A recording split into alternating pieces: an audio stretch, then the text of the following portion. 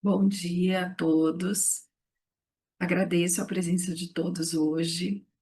Fico muito feliz com o interesse dos nossos clientes de se informar melhor sobre a reforma tributária. Realmente é uma grande mudança que o país vai viver nos próximos anos e é muito importante que todos nós estejamos preparados para ela.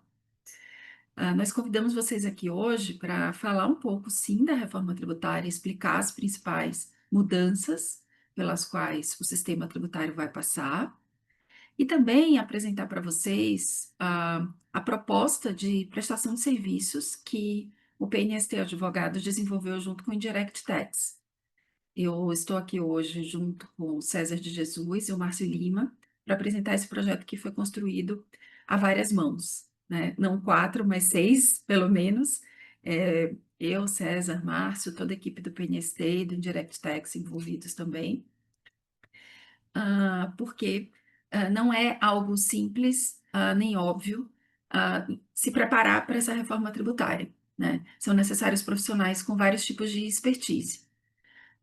Para quem não me conhece, meu nome é Júlia Nogueira, eu sou responsável pela área tributária aqui do PNST Advogados.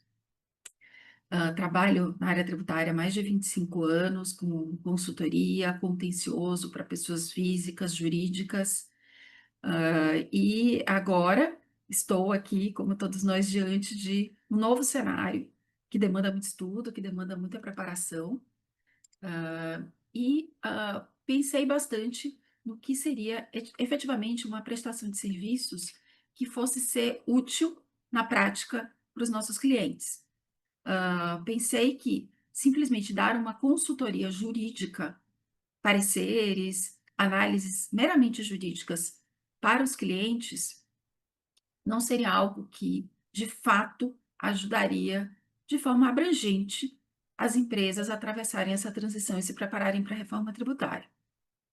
O PNST já tem uma parceria de algum tempo com a Indirect Tax, já realizamos trabalhos antes de uma forma muito bem sucedida, e conversando com a Indirect Tax, chegamos ao formato que vamos apresentar para vocês hoje. O César de Jesus e o Márcio Lima vão se apresentar logo mais. Eles são sócios gestores da Indirect Tax, também com algumas décadas, assim como eu, de experiência na área, mas com foco na consultoria contábil e fiscal. São expertises complementares, né? A nossa consultoria jurídica, tributária e a consultoria contábil fiscal. Entendemos que é importante prestar esse serviço de forma integrada, completa. Não é um serviço que, como vocês vão ver, é prestado de uma tacada só. É um serviço que é prestado ao longo de vários meses, com várias vertentes, com a vertente jurídica, com a vertente contábil, com a vertente, talvez a principal, sistêmica, de adaptação dos sistemas das empresas para a reforma.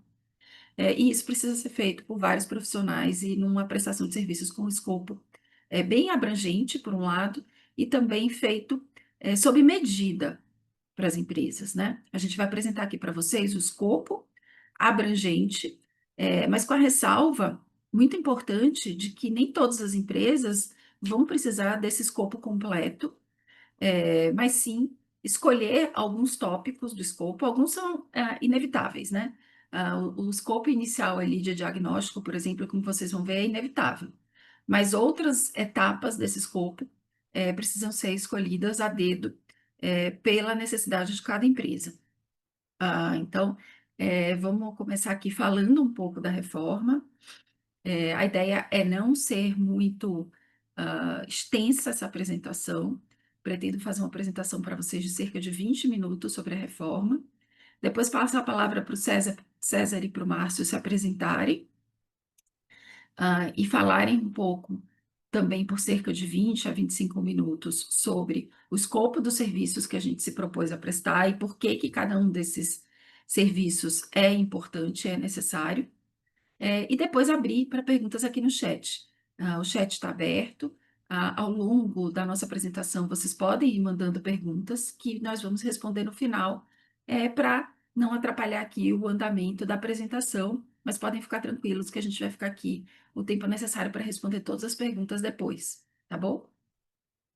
Bom, eu vou compartilhar aqui minha tela.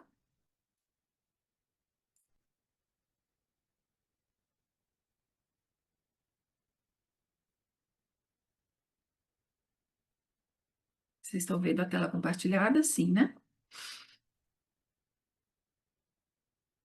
Bom, inicialmente, vamos falar um pouco da reforma em si, né? A reforma tributária, ela foi discutida no Brasil por mais de 30 anos.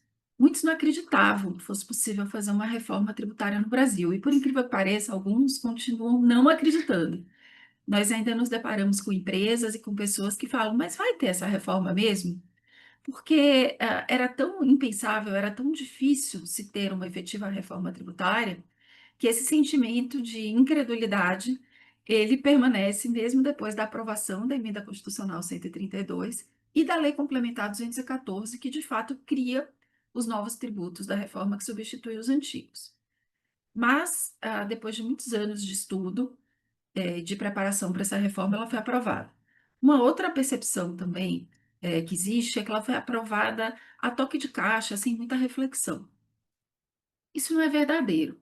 Essa reforma tributária, ela vem sendo gestada há mais de 10 anos, há cerca de 15 anos, por juristas, por estudiosos de direito tributário, que passaram ali vários anos e por vários governos, pensando num modelo de tributação do consumo que fosse viável para o Brasil, em face da sua complexidade, principalmente federativa, né? Principalmente pelo fato da gente ter no Brasil tributação do consumo federal, estadual e municipal. Então, dar uma solução para essa complexidade era algo muito desafiador e exigiu muitos anos de estudo. Mas é claro que muitos não sabiam que esses estudos estavam sendo desenvolvidos, sempre ali capitaneados pelo Bernard Api, que é um economista estudioso do tema há muito tempo, com tributaristas e também chamando a classe política para desenvolver, e tiveram a impressão que foi ali naquele ano de 2023 que tudo aconteceu, mas isso não é verdade, né? Houve realmente muito estudo e foi muito pensado.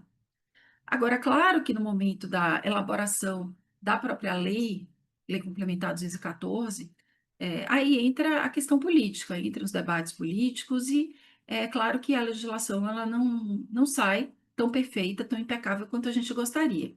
Mas a ideia do IVA dual, que foi implementado, primeiro, com uma mudança na Constituição pela Emenda Constitucional 132, e mais recentemente pela Lei Complementar 214, é uma ideia que foi muito pensada e que, de fato, foi implementada de uma forma que, a nosso ver, moderniza e simplifica o sistema, né? A gente tinha, e vai continuar tendo ainda por algum tempo, durante o período de transição, uma tributação federal sobre o consumo, que é o PIS e a COFINS, extremamente complexa, com vários regimes diferenciados na importação, na revenda no mercado interno. A gente tinha 27 legislações de ICMS, que, como todos sabem, também extremamente complexos, cada estado com o seu regulamento do ICMS, com regras diferentes, com interpretações diferentes, às vezes para questões simples, interpretações muito diferentes umas das outras, né? A gente tinha, em razão disso, uma guerra fiscal entre estados, não só para atrair as empresas para aqueles estados com benefícios fiscais, mas também um estado evitando, por exemplo, conceder crédito em relação ao tributo pago no outro estado, e gerando ali muitos custos desnecessários para as empresas, não apenas de resíduos tributários na cadeia, mas também de litigiosidade excessiva para a tomada desses créditos ou em relação à interpretação da legislação tributária. E, além disso, nós tínhamos também 5 mil municípios com suas legislações próprias de ISS. E uma guerra fiscal entre estados e municípios, muitas vezes, em que se discutiam várias questões sobre se determinada operação era tributada pelo ICMS ou tributada pelo ISS. A partir do momento em que nós unificamos essa legislação toda, isso por si só já é um avanço realmente inquestionável, um avanço e uma modernização e uma simplificação inquestionáveis.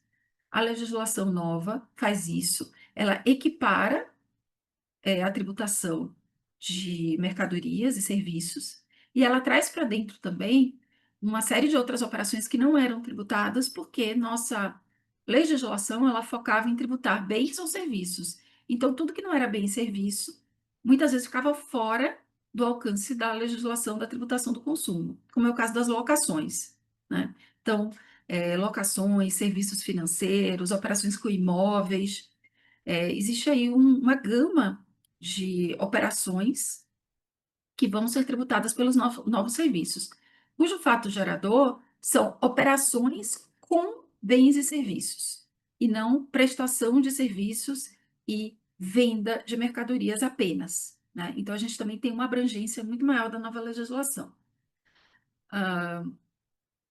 Além da contribuição sobre bens e serviços e do imposto sobre bens e serviços que foram instituídos, sendo a contribuição a parcela federal da nova tributação e o imposto à parcela estadual e municipal, nós também vamos ter um imposto seletivo, que tem o apelido ali de imposto do pecado, né?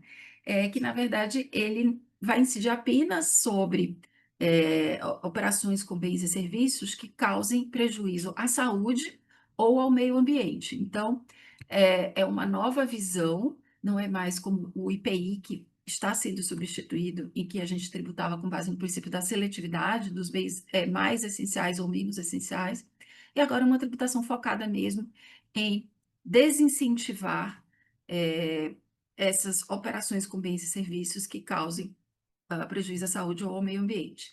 Então, a gente tem a substituição do IPI, do PIS e da COFINS, do ICMS e do ISS por esses dois novos tributos, o Imposto sobre Bens e Serviços, que vai ser cobrado por estados e municípios, e a CBS, a Contribuição sobre Bens e Serviços, que vai ser cobrada pela União, ambos com base numa única legislação, que é a Lei Complementar 214 de 2025. Né? E o que é muito interessante aqui a gente ter em mente também? A gente tem uma lei complementar que regula todos os elementos desses novos tributos. Não vai ser necessário uma lei ordinária.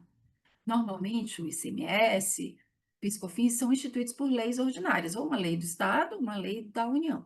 Aqui, a lei complementar já regula os dois tributos. Por quê? Porque são tributos federais, ao mesmo tempo estaduais e municipais. Então, a gente precisa ter uma lei de âmbito nacional regulando. É uma inovação desses tributos. É a primeira vez que a gente está vendo no nosso sistema lei complementar criando o tributo.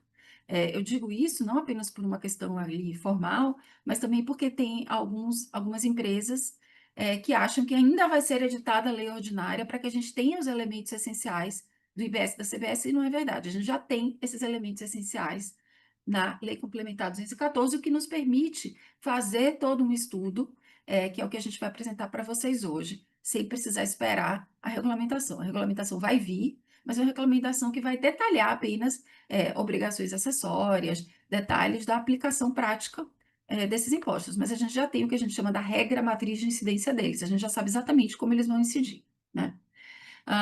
Esses novos tributos, eles inovam em várias questões em relação à tributação anterior sobre o consumo. A gente a gente vai ter tributos que são não cumulativos e que têm uma não cumulatividade plena, tá? O que isso significa? Nos tributos anteriores, a gente tinha PIS e COFINS não cumulativos e a gente tinha ICMS não cumulativo. Mas essa não cumulatividade não era plena. A legislação do PIS e COFINS trazia uma lista de créditos que podiam ser tomados pela empresa. Então, você só podia tomar os créditos que estivessem listados, e mesmo esses créditos listados, eles traziam uma série de restrições à sua tomada. Então, ali, quando você tinha, por exemplo, no PIS e na COFINS, o creditamento sobre serviços, esses serviços só poderiam dar crédito se fossem utilizados como insumo na atividade da empresa. E aí surgia toda uma discussão sobre se aquele serviço é ou não insumo. E a gente tem uma litigiosidade enorme em torno desses créditos.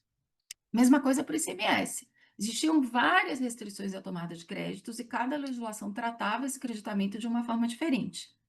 Agora, a ideia da não cumulatividade plena é que qualquer IBS, CBS pago pela empresa na aquisição de bens, serviços ou no fornecimento de qualquer tipo de operação tributada vai gerar direito a crédito, sem questionamento. A única restrição à tomada de crédito são as aquisições de bens e serviços para o chamado uso e consumo pessoal. Então, só se eu estiver comprando ali uma mercadoria para uso de uma pessoa física da empresa, que não é uso da empresa, é, aí sim eu não posso tomar crédito. Mas fora disso, a não cumulatividade é plena. Claro que a gente tem que esperar um pouco para entender se realmente vai ter essa mudança de paradigma de interpretação dos fiscos. Mas a ideia da legislação é essa, o que é muito positivo, porque evita todo um resíduo tributário na cadeia dos tributos que não deram crédito. Além disso, uma grande mudança é a incidência dos novos tributos no destino.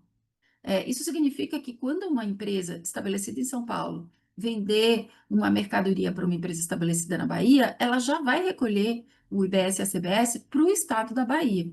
Não vai recolher para São Paulo, gerar um crédito, para depois esse crédito ser tomado na Bahia, e aí na saída da Bahia, só então o estado da Bahia recolher o imposto para aquele estado. Então, isso muda bastante a distribuição ali dos recursos do IBS e da CBS, que antes ficavam muito concentrados nos estados de origem. Isso também impacta muito na guerra fiscal entre estados, porque muitos estados que davam benefícios fiscais para atrair contribuintes partiam da premissa, claro, de que o imposto ia ser recolhido ali na origem, eles dando benefício fiscal seria recolhido um imposto menor e, consequentemente, as empresas iam optar por estar lá. Mas agora, se a empresa está em Santa Catarina ou na Bahia, mas ela vende para São Paulo, ela vai ter que recolher de qualquer forma para São Paulo, não importa onde ela está instalada. Então, isso é também uma grande mudança que vai gerar aí necessidade de revisões tributárias por parte das empresas que se instalaram em certas localidades buscando esse tipo de benefício. Um aspecto que não está ainda definido em relação ao IBS e à CBS é a alíquota. Ah, é uma demora muito grande para definir essa alíquota. Já se sabe, pelos estudos que foram realizados, que a alíquota deve ficar ali entre 27% e 28%, mas falta uma definição efetiva, né? A proposta é de que não haja aumento de carga tributária. Deve haver uma manutenção da carga tributária sobre o consumo existente hoje. Pelo menos essa é a promessa, né? Mas isso vai ser dosado ao longo dos anos, ao longo do período de transição. Por quê? Porque a partir de 1º de janeiro de 2026 começa o período de transição e vai ser cobrada uma alíquota teste. E essa alíquota teste, a partir do momento que ela for destacada, ela vai informar para os entes tributantes quanto de fato está sendo recolhido no país. Então, a gente vai conseguir saber de uma forma mais precisa qual é a tributação aplicável e, ao longo dos anos de transição, ajustar para que não haja aumento de carga. Tudo isso partindo da premissa de que as promessas vão ser cumpridas, obviamente, né? Nesses anos de transição, a gente acredita que vai haver um grande desafio para as empresas, não vai ser fácil, isso vai demandar muito trabalho, mas a gente acredita que, por fim, a regra fiscal, a guerra fiscal, reduzir litigiosidade tributária, tudo isso vai ser muito positivo no final dessa jornada, e vai destravar investimentos cruciais para o país, né? Então, só para a gente ver aqui nesse quadro um pouco do que vai acontecer nos próximos anos, agora em 2025, a gente teve a instalação do Comitê Gestor do IBS, que é um novo órgão que reúne estados, municípios e Distrito Federal e que vai cuidar da arrecadação, da regulamentação do IBS, que é o Imposto Estadual e Municipal. Houve ali uma grande discussão entre estados, municípios, uma briga para ver qual seria a entidade que ia indicar os representantes dos municípios, mas isso acabou sendo equacionado, e a gente teve a instalação do comitê gestor, a gente está tendo a publicação de uma série de regulamentações, a gente está tendo um teste com mais de 500 empresas do ambiente da reforma tributária, para que, finalmente, em 2026, a gente comece com a aplicação da alíquota teste, que vai ser de 0,9% da CBS e 0,1% do IBS, né? Então, a partir de 26, a gente vai ter essa escrituração dupla dos tributos antigos, junto com a CBS e o IBS. E em 2027, a gente já tem um passo super importante, né? Que é a CBS plena. Então, a gente já tem a substituição do PIS, da COFINS e do IPI pela CBS, que deve ter, nós estimamos ali uma alíquota entre 8,5% e 10%, né? algo semelhante à alíquota do PIS e da COFINS hoje, mas precisamos ainda aguardar a alíquota ser publicada. Mas com a implementação da CBS já em 2027, a gente já vai ter, de fato, essa legislação em vigor com uma alíquota bastante relevante de 10%, para entender como vai ser o funcionamento dos novos tributos na prática. Então, a gente vai ter a CBS plena entre 2027 e 2032, e a partir de 2029, a redução gradual do ICMS e já a cobrança do IBS com alíquotas graduais. A cada ano, 29, 30, 31 e 32, a gente vai tendo os novos tributos sendo efetivamente cobrados com 25% de suas alíquotas e o ICMS e o ISS sendo reduzido em 25% ano a ano, até que a gente chegue em 2033 com a implementação plena dos novos tributos. Parece muito tempo, mas, gente, não é, tá? Passa muito rápido. Esse ano que a gente achava, não, só em 2026 a gente vai ter alíquota teste, quando a gente piscou, 26 está aí com a alíquota teste já, e 27 vai chegar muito rápido com a CBS. Então, essa preparação é muito importante, né? Antes de concluir minha fala, que eu prometi que seria de apenas 20 minutos, eu vou cumprir. Eu vou passar aqui rapidamente por alguns impactos estratégicos que a gente enxerga, apenas alguns, porque eles são inúmeros, do novo sistema, né? Então, que é importante ter em mente. Primeiro, o fim da guerra fiscal, né? É, o IBS sendo cobrado no destino e a CBS também, ele elimina incentivos estaduais.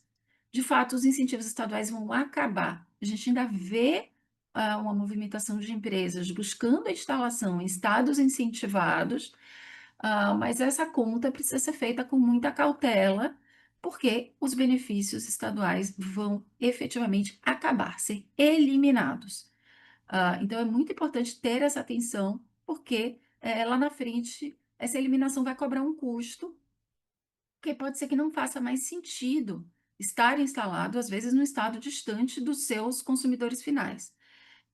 Com o IBS e a CBS, se busca a chamada neutralidade logística, que as empresas estabeleçam seus hubs por eficiência operacional e não por benefício fiscal. Então, as empresas vão se instalar onde tiver ali uma condição logística melhor, uma infraestrutura melhor, e os estados que queiram atrair empresas vão ter que oferecer outras vantagens, vantagens de logística, melhores ferrovias, melhores estradas, ah, melhor capacitação técnica da sua população, qualidade de educação, qualidade de vida, e não mais redução de ICMS, né? Com o fim do ICMS e do PIS da COFINS também, um aspecto super importante é se preparar para ter esses créditos liberados, tá?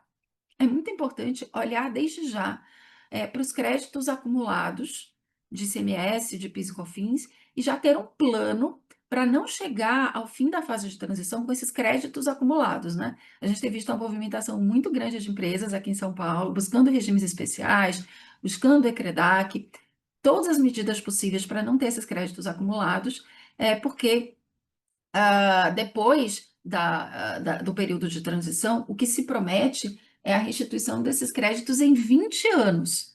E ninguém quer esperar 20 anos para ter seus créditos restituídos, né? Então, esse é um olhar muito importante nessa etapa de preparação, né? Um outro olhar super importante é a reprecificação de contratos, né? E toda uma mudança de visão mesmo das empresas que vão ter que passar a entender qual o seu preço líquido de tributos, né? Qual o preço que os seus fornecedores praticam líquido de tributos e qual o seu preço líquido de tributos, para saber exatamente qual vai ser o impacto da reforma sobre a sua precificação. E isso precisa ser refletido nos contratos. Os contratos a serem firmados para frente, e também os contratos de longa duração em vigor vão precisar ser revistos para preverem essas cláusulas e para preverem toda a fase de transição, e a transferência do impacto dos novos tributos, bem como a exclusão dos tributos antigos desse preço líquido. Mas o impacto da reforma que precisa ser exatamente revisto e previsto é o impacto do split payment. O split payment vai ser uma grande revolução. Os tributaristas estão até tentando entender ainda o que isso significa em termos de lançamento tributário, porque não é nem um lançamento feito pelo fisco e nem um lançamento feito pelo contribuinte.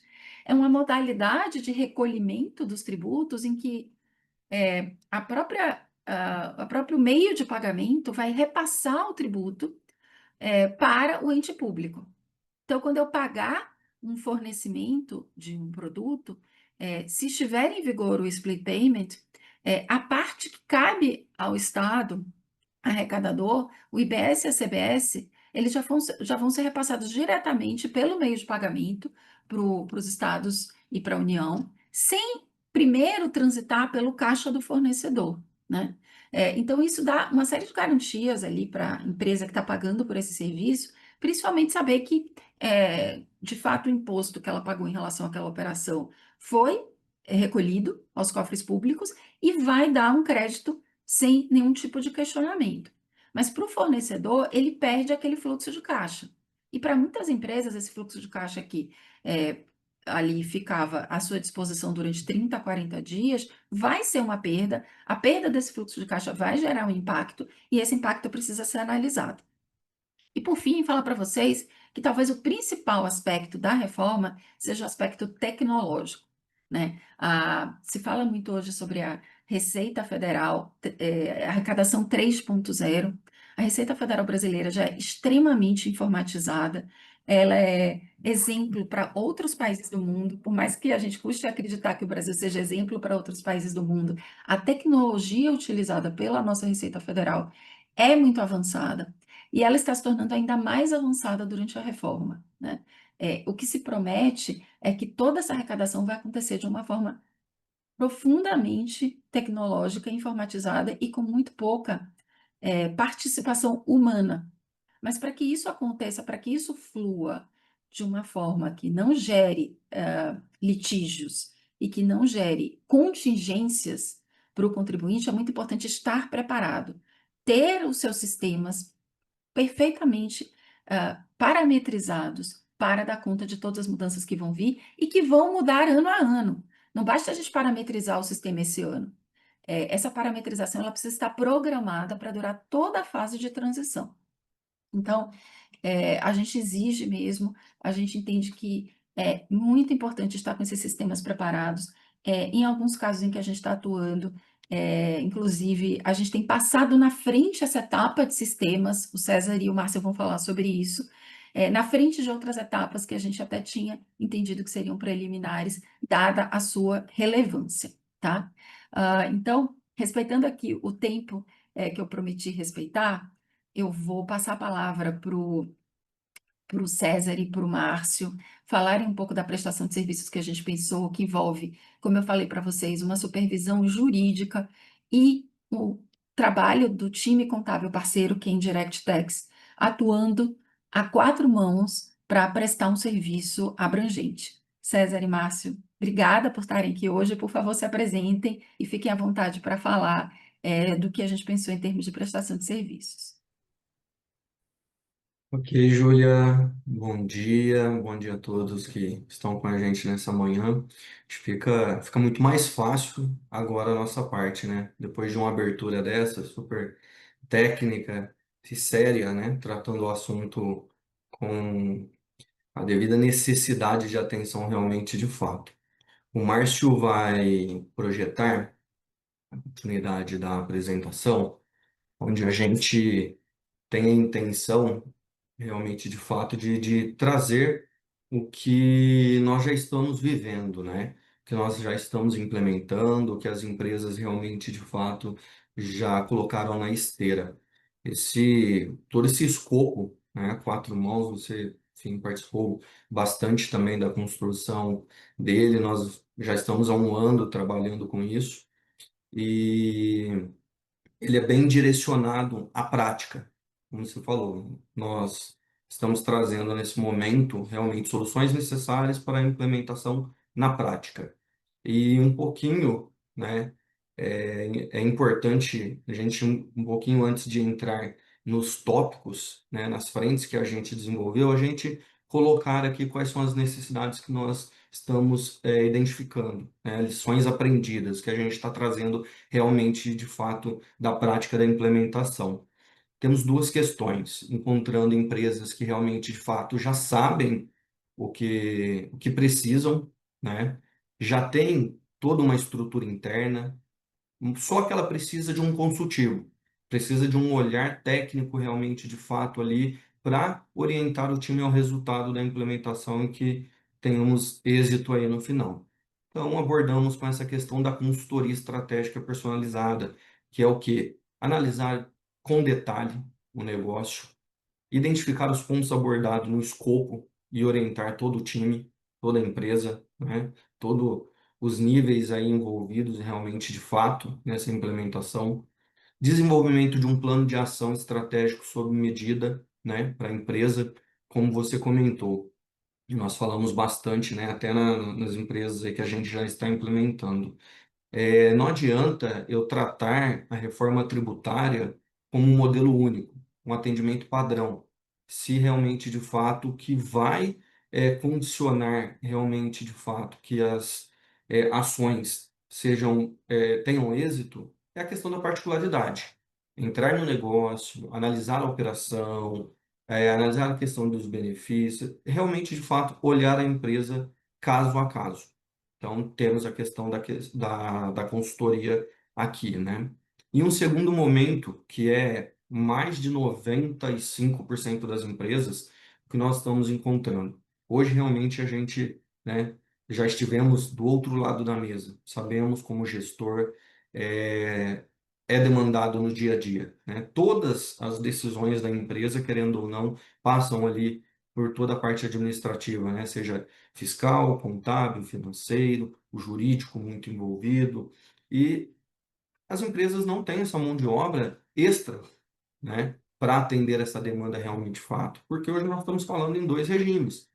Nós já estamos falando de reforma tributária, porque eu preciso realmente, de fato, atacar a questão de sistemas, porque janeiro está aí, a obrigação de destaque, mesmo que no momento inicial, né, seja apenas informativo, mas os documentos fiscais têm que ser adequados às normas, às notas técnicas, e a gente consegue abordar realmente, de fato, a implementação. Nós falamos muito aqui da página A à página Z, olhando essa questão da implementação ou atualização, né, do sistema ERP que é utilizado, garantindo o quê? Integração de sistemas de ponta a ponta, treinamento e orientação ao resultado de toda a equipe de uma forma bem eficiente e monitoramento contínuo dos ajustes, né, para melhorias.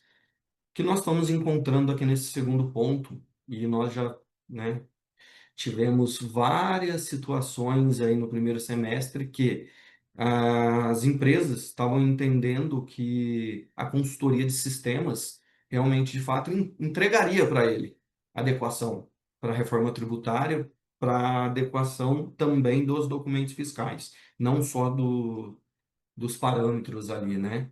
E não, gente, não é assim que funciona. Nós já trabalhamos, nós hoje estamos implementando em empresas que possuem TOTUS e vários outros derivados ali do TOTUS, né? SAP e sistemas também que são mais caseiros, intimistas, foram desenvolvidos ali para o negócio de uma maneira específica. E o que a empresa de tecnologia que atende, ela vai entregar realmente de fato o sistema para que você popule esse sistema e faça os testes. Não é simplesmente, ok, está liberado e a partir de janeiro eu consigo emitir a nota fiscal. E aí vem um agravante também, inclusive alguns projetos que nós temos que estão ou estiveram já 1, 2 meses na situação de atualização. E quando nós começamos a conversar, olha, ok, nós vamos entregar em janeiro, o sistema estará apto, né, às novas informações, à utilização. Porém, nós temos algumas atualizações que não foram observadas ao longo do caminho aí, nos últimos 2 anos, no último ano, que seja. Então, eu preciso de 30 a 60 dias. Hoje, a gente falando de 60 dias, com um tema bem crítico, que é sistemas, né? Todo mundo trabalha. realmente de fato e sabe como funciona. Fala que tecnologia é a ciência mais inexata que existe. E realmente, de fato, às vezes você tem uma visão, tem um escopo, desenhou, fez o diagnóstico, planejou, na hora da execução não sai conforme tudo que foi alinhado. Então precisa realmente de tempo. E é um ponto que seja com a gente ou não, ou internamente, é importante, se já não foi feito, que seja feita essa reunião com a empresa de tecnologia, com consultoria de sistemas, entenda como está o seu sistema, tá? E para isso a gente está aqui também, e abordamos essas duas frentes. São essas necessidades realmente de fato. No próximo slide, a gente traz aqui, Márcio, acho que pode passar, né? A gente traz realmente, de fato, os pilares, né, desse processo e o que é o que a gente vem conversando. Isso daqui é inegociável. Se você quer realmente, de fato, estar com sua operação rodando, da forma que tem que ser, atender à legislação, as regulamentações que estão acontecendo, temos que fazer um diagnóstico, planejar para depois executar.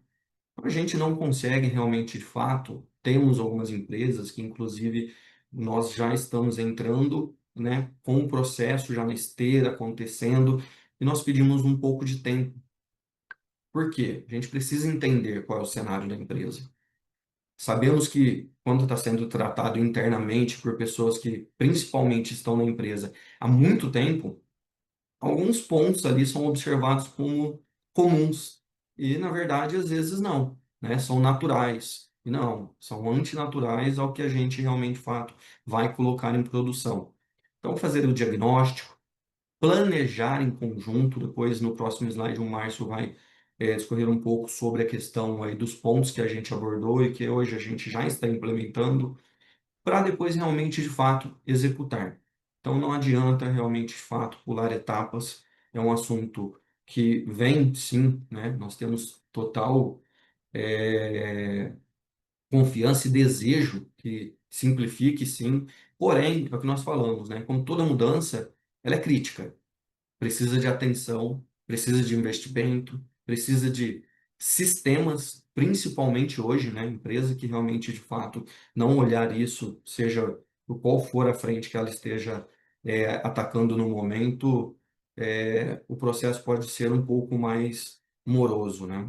Nós vamos passar agora toda essa frente realmente, de fato, e essa lâmina que a gente traz aqui, ela aborda e de uma forma assim muito, muito objetiva do que nós encontramos e como eu comentei, esse projeto ele vem sendo desenhado, falo muito internamente nas reuniões que a gente tem, e a reforma tributária, esse período realmente aí da transição, é um ecossistema, né? É um organismo vivo. Então, diariamente a gente está aprendendo, a gente está colocando mais informações, deixando mais robusto, trazendo realmente, de fato, aí, toda a atualização para que a gente corrija, se necessário, o rumo que a gente está pré-definiu e a gente consiga seguir realmente de fato está dando muito certo. E esse é o painel realmente de fato. Aqui a gente estaciona um pouco, vamos falar ponto a ponto, né, de uma forma mais resumida, sem entrar muito no detalhe. Depois a doutora Júlia também, com toda a equipe, vai disponibilizar essa apresentação para vocês. Nós estamos à disposição também, nossos contatos aí através do PNST serão, enfim, canal de comunicação. Estamos aqui para atendê-los em qualquer dúvida, tá? Se for necessário, fiquem à vontade em colocar os questionamentos aí no chat.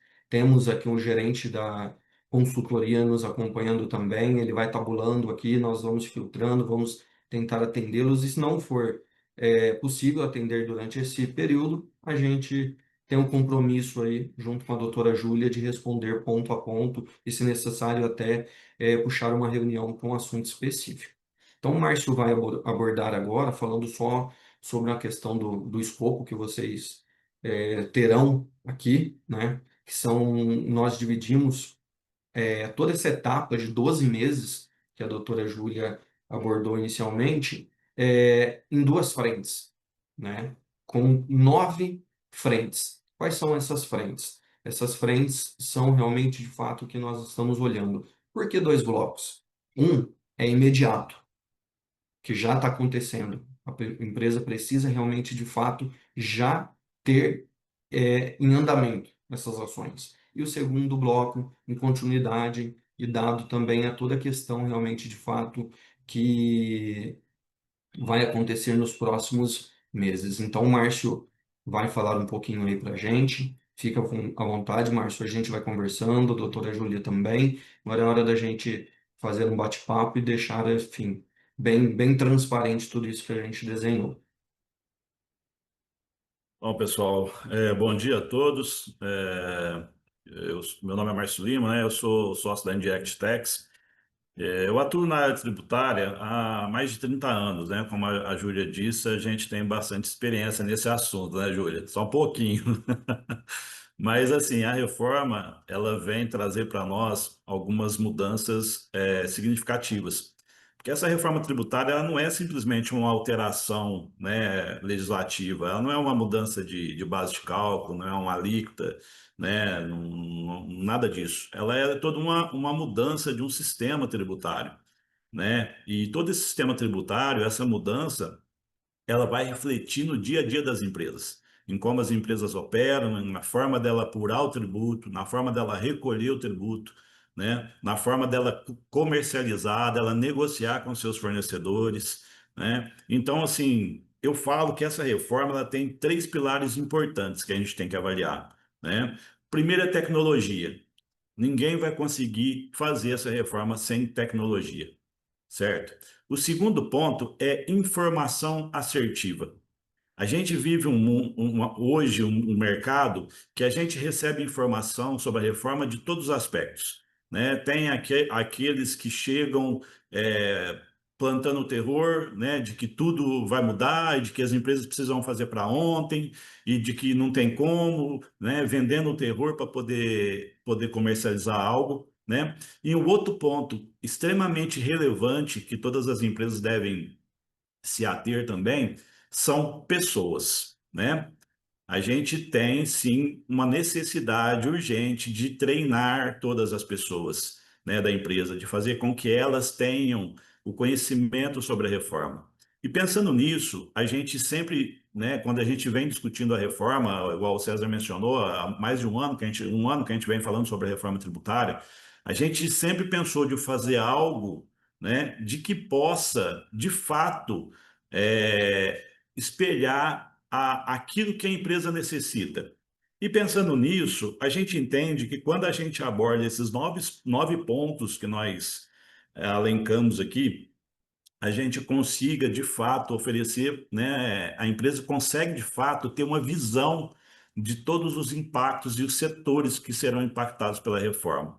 Então, a gente fala de governança e comitê de reforma. Por quê? Porque essa reforma não é só do departamento fiscal.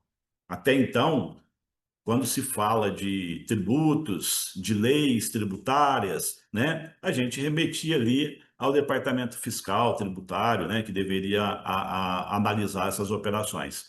Hoje a gente já tem que envolver outras áreas, né? Eu mencionei, a gente tem que envolver área comercial, a gente tem que envolver o jurídico, a gente tem que envolver o financeiro, porque a gente vai ter um impacto no financeiro, né? Então, a gente precisa pegar todos esses heads dessas áreas, né, os líderes, e colocar dentro de um mesmo ambiente, onde todos tenham o conhecimento de quais são esses impactos da reforma, quais são as áreas que serão impactadas, quais são os passos que a empresa tem que dar para chegar lá em janeiro, eu estar ali emitindo as minhas notas, estar o imposto sendo, né, sendo operacionalizado dentro do meu RP no sistema híbrido, porque eu vou manter, né? Eu vou ter que ter atualizar a apuração atual e o sistema híbrido, né? E o novo sistema. Então eu tenho que ter esse conhecimento desse passo a passo. Por isso que a gente fala da questão do comitê de reforma e da governança.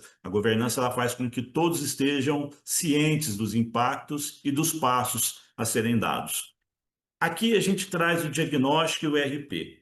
Hoje a gente faz o seguinte, né? Tem empresas que a gente já joga o sistema lá, o RP lá para cima, né? Como, vamos falar, na matriz de prioridade, ele é o 0. Porque, assim, hoje, os sistemas é o que mais serão impactados de forma emergencial, né? De forma rápida. Eu tenho aí que emitir nota a partir de janeiro e o meu sistema tem que estar preparado, né? E eu tenho que fazer a apuração segregada e o meu sistema tem que estar preparado, né? E eu tenho que rever o meu cadastro de produtos, ver se a qualidade, né, do meu cadastro ela tá ok. Então, quer dizer, os sistemas ele passou a ser prioritário, né? Essa reforma ela é um organismo vivo, né? O César mencionou agora há pouco e é verdade. Por quê? Porque a gente, quando nós começamos a implementar o projeto da reforma tributária em algumas empresas, o RP era depois, né? Em alguns casos ele estava até depois do item 4 ali, né? E hoje não. Hoje ele já é o primeiro devido à necessidade e devido também a uma alta demanda das empresas de tecnologia. As empresas de tecnologia também não estão tendo mão de obra para isso, né? Para poder atender todos com as necessidades e emergências de cada empresa. E aí depois a gente entra na questão do diagnóstico e simulação de impacto. A gente fala do diagnóstico, mas o diagnóstico ele tem que ser algo muito particular, né? O diagnóstico ele é algo exclusivo. Por quê? Primeiro, a gente precisa conhecer todas as operações da empresa, conhecer o negócio, saber como o negócio funciona, quais são as particularidades.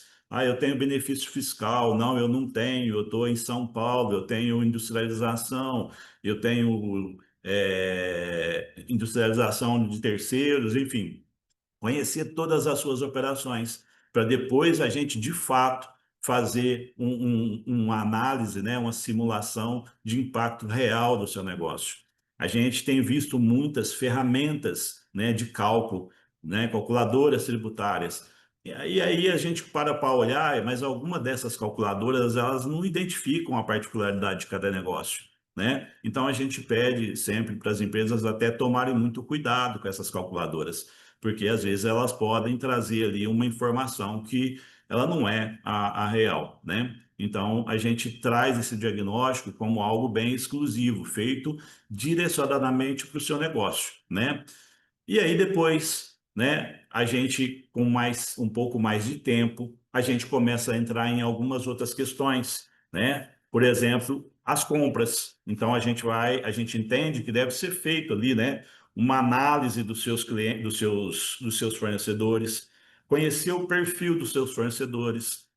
Por exemplo, eu tenho que entender se eu tenho dentro da minha carteira de fornecedores que são do Simples Nacional, né?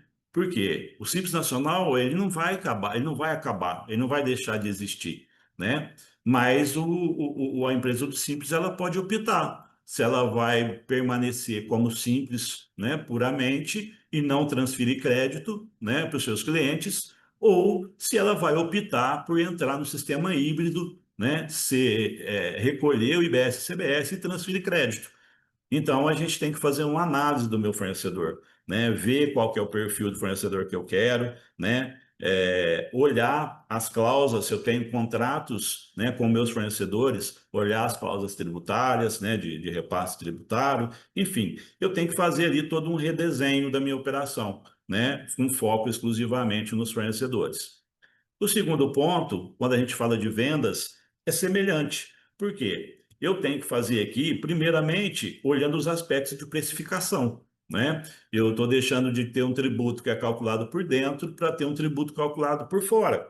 Então, isso vai ter um impacto direto na forma de eu precificar o meu produto, né? Então, eu tenho que fazer uma análise né, de toda essa estrutura de custo, essa estrutura de créditos que eu vou ter, né, para que isso vai ter um impacto ali dentro da minha formação de preço, né? Um outro ponto relevante também, a análise dos meus clientes. O meu cliente é exclusivamente B2B ou eu tenho também B2C? Então, eu tenho que fazer, de fato, um cheque, uma análise de todas essas operações. Depois, a gente fala sobre os impactos, né? A gente entende a necessidade das empresas fazerem uma análise dos impactos financeiros e orçamentários. a gente mencionou a figura do split payment, né? O split payment, ele muda-se a forma de se recolher tributo no Brasil. O fisco, ele tem o interesse de acabar com a sonegação, né? E o split payment, ele é uma ferramenta importantíssima nesse aspecto, né? Por quê? Porque ele vai, de fato, antecipar o recolhimento do seu tributo, né? Eu tinha ali um período para poder trabalhar com o dinheiro do fisco, porque hoje o nosso tributo ele é declaratório, então eu declaro para pagar depois, né? Então eu tinha ali, se eu vendesse no começo do mês, eu tinha até 45 dias para trabalhar com o dinheiro do fisco. Só que agora eu não vou ter mais. E aí, se eu pegar, por exemplo, janeiro de 27, eu já vou estar fazendo o pagamento do CBS, né, via split payment. Só que em janeiro de 27, eu tenho que pagar, por exemplo, o PIS/COFINS de dezembro. Como que está meu caixa? Meu caixa tem essa previsibilidade? Eu vou ter caixa, vou ter capital de giro para manter o meu caixa? Então, aqui é de fato fazer uma análise desses impactos, né? E pensando em aspectos orçamentários, se eu tenho orçamento para fechar 26 e 27, por exemplo, no 27 eu já tenho que considerar todos os aspectos do CBS, né? E a exclusão ali do PIS/COFINS, né? Quando a gente fala de ampliação de crédito, né? Eu tenho na reforma tributária agora a não cumulatividade plena, como a Júlia mencionou.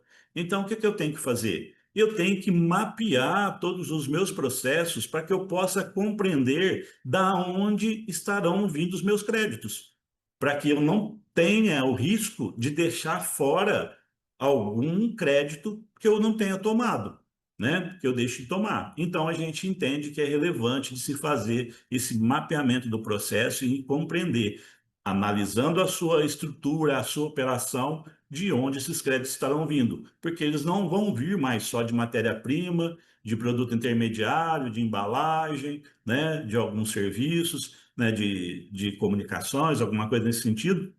Então, assim, aqui a gente tem que fazer uma análise detalhada para poder compreender, né, e ver de onde esses créditos estarão vindo.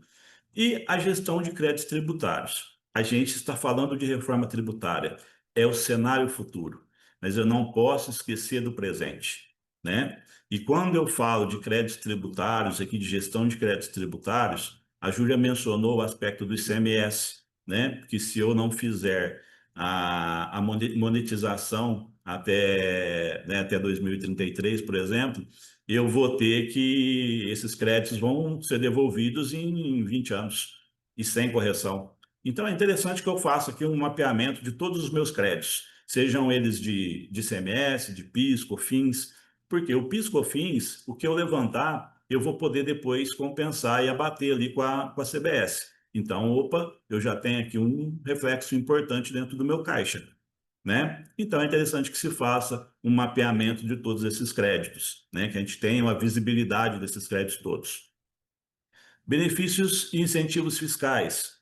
A gente pensa que, por exemplo, algumas empresas elas vão ter o benefício da alíquota do CBS reduzida, né? Então a gente tem que entender a operação, compreender e ver se ela tem a aplicabilidade desse benefício, né? E em relação a incentivos fiscais, aquelas empresas que detêm incentivos fiscais, né, em estados, por exemplo, como Santa Catarina, como Bahia, né, é interessante que se faça uma análise de fato até quando é viável estar se utilizando desses benefícios fiscais.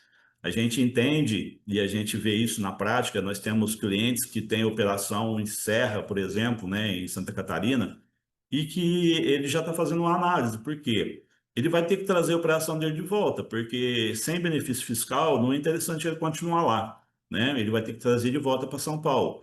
E aí a gente entende, né, isso o próprio mercado, né, diz que a gente terá, né, um impacto relevante no mercado imobiliário, né? O custo imobiliário ele vai subir, porque vai estar todo mundo voltando para São Paulo.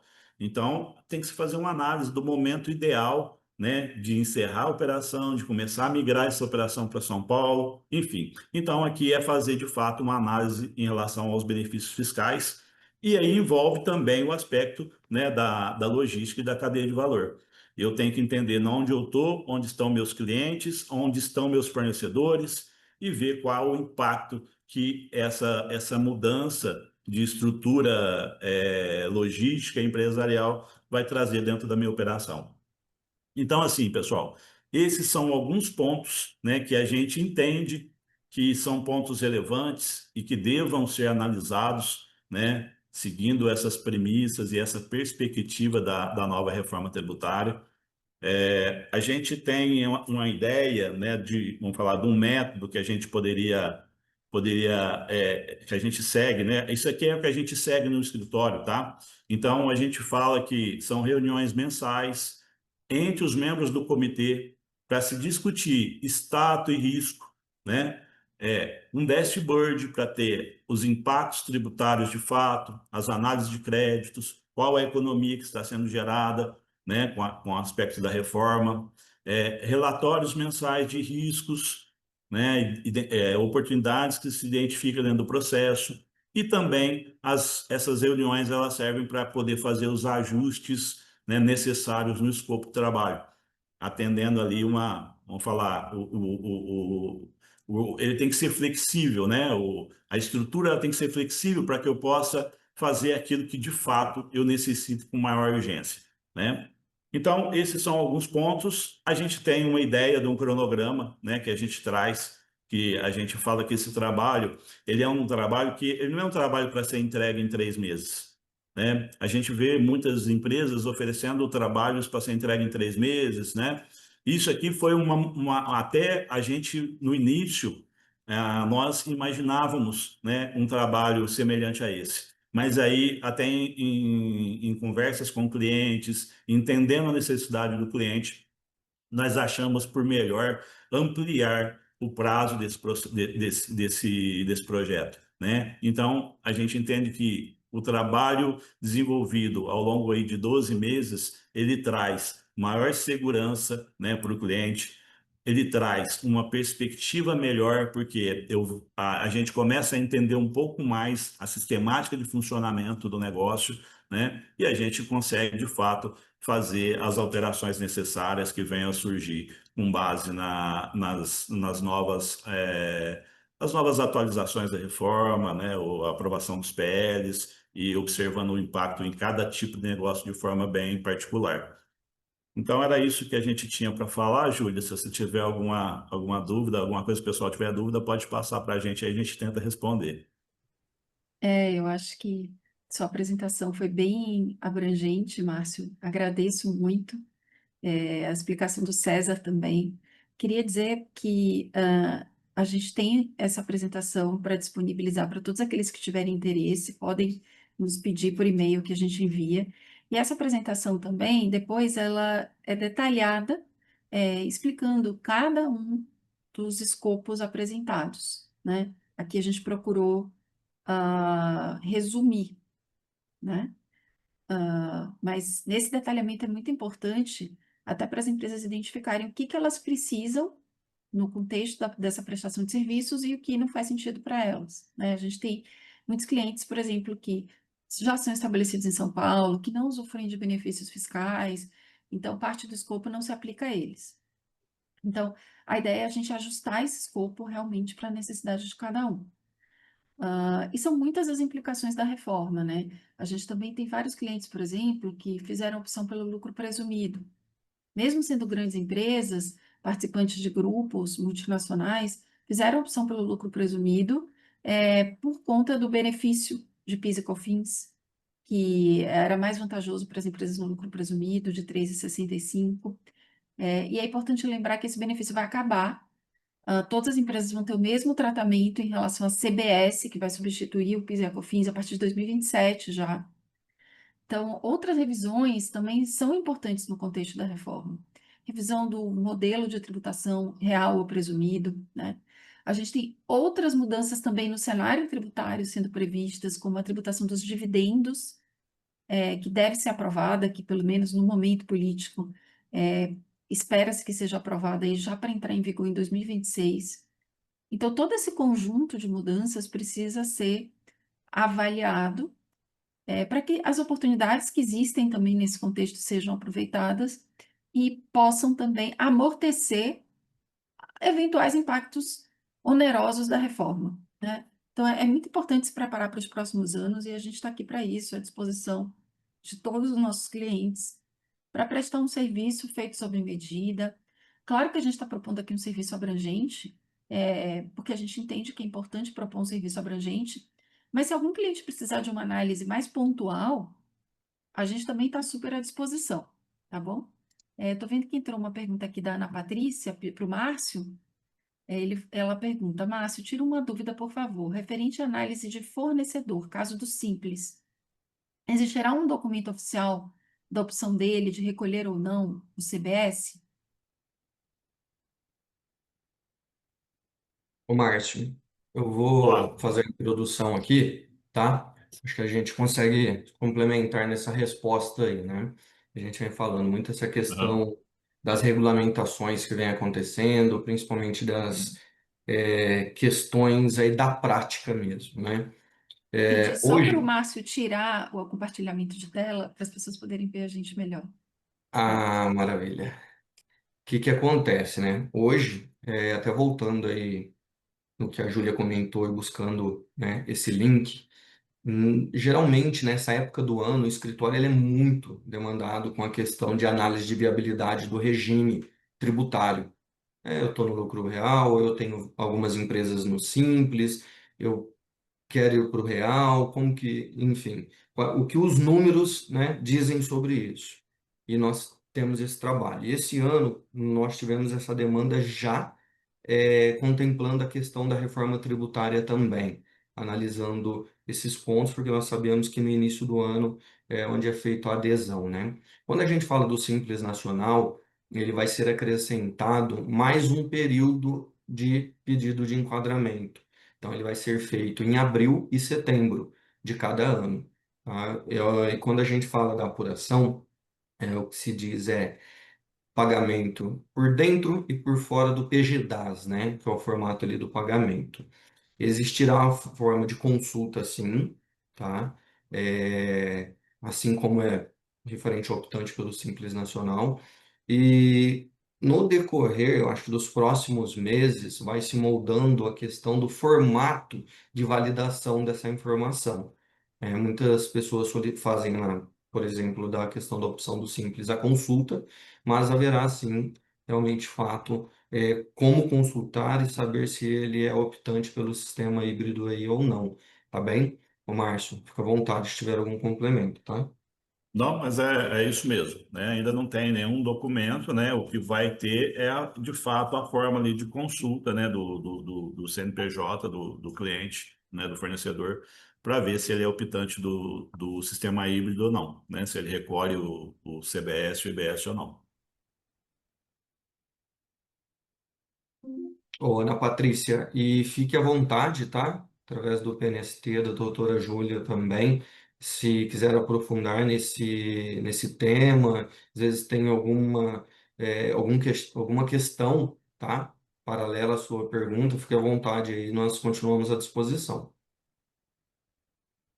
A Caterina ela está perguntando sobre a proposta comercial, se ela solicita para a gente, porque é um processo demorado, aprovação pela França, etc. Olha, para a gente fazer uma proposta comercial, vamos marcar uma reunião individual, porque, como eu falei para vocês, essa proposta ela é feita de uma forma artesanal para a necessidade da empresa. A gente tem empresas com vários níveis de complexidade, a gente tem grupos empresariais, às vezes a gente tem uma empresa com operação muito simples também. Então, a gente não pode ter uma proposta com o mesmo valor, com o mesmo escopo, válida para todo mundo, senão ficaria muito cara para muitos ou muito barata para muitos, né? A gente quer fazer realmente uma proposta que atenda vocês dentro da necessidade de vocês.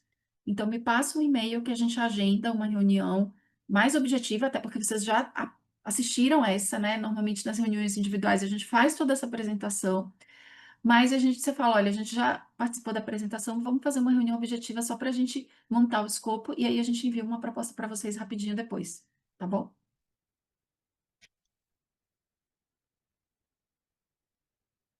Já recebi aqui no meu e-mail alguns pedidos de apresentação. Vou encaminhar os pedidos, a apresentação para todos aqueles que solicitarem, e reforço esse comentário que eu fiz aqui para a Caterina, de que propostas individualizadas, é importante a gente marcar uma reunião prévia, e a gente está super à disposição para isso, né? A gente não teve a intenção aqui hoje de excluir, como é que se diz, de esgotar a apresentação da reforma. É uma apresentação bem objetiva, né? Por mais que a legislação esteja simplificada, ela ainda é uma legislação complexa, que para cada setor tem muitas peculiaridades. A gente tem regimes diferenciados por setor, né? A alíquota de 27,5 não é aplicável para todo mundo. Cada setor vai ter uma redução de alíquota, vai ter um tratamento especial. É, então, a ideia aqui foi dar um panorama geral sobre a reforma e sobre a importância dessa preparação, que para muitos ainda não parece algo tão iminente, mas né? Não apenas por conta da alíquota teste em 2026, mas também por conta da implementação já da CBS em 2027, e porque muitas empresas estão também recebendo demandas de suas matrizes sobre quais os impactos, né? Sobre um diagnóstico de impacto. Como é que meu setor vai ser impactado? Todas as reformas tributárias têm vencedores e perdedores. Então, aqui a gente também vai ter diversos setores que vão ser beneficiados pela reforma e outros que vão ser onerados, não é nem prejudicados, vão ser onerados pela reforma. O setor de serviços é um deles, né?